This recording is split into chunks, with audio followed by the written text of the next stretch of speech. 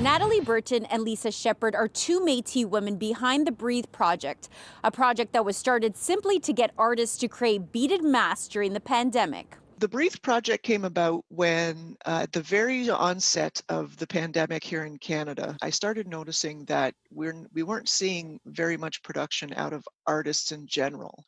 It seemed like when Canada was shut down, everybody became blocked. And I was very surprised that we weren't seeing any beaded masks or something beaded that would allow them to express themselves about the pandemic. Decided to make a post about it on Facebook, just kind of like, where are all the beaded masks? And as it turns out, my friend Lisa Shepard, who's out in BC, who is a fabulous traditional bead worker, emailed me almost immediately, and we started talking. So the two artists, one from Newmarket, Ontario, and the other from British Columbia, started a Facebook group back in April. And within 2 weeks, we had over 1,000 members who were participating from around the world.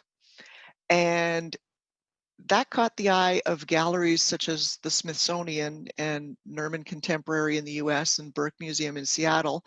And they started buying all these Canadian-made masks. Natalie says artists started sharing the process of making masks and the healing that came with it. We have a couple of fabulous masks by an artist named Don Kwan in Ottawa whose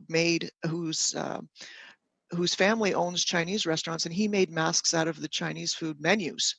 And the skill is incredible. I mean, it's such a simple idea, but a very profound message in those masks that talks about the issue of racism and what the Asian community was facing. When we think about a mask, it's meant to protect us, but it covers our face. And at the same time, we are sort of experiencing a time when everybody's like, catching your breath. You don't know, you're tense, so you catch your breath.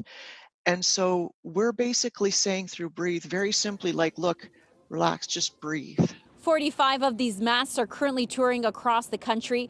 If you'd like to get involved in the Facebook group, you can go to our website, citynews.ca, under extras, and there's a link there. For City News, I'm Stella Acquisto.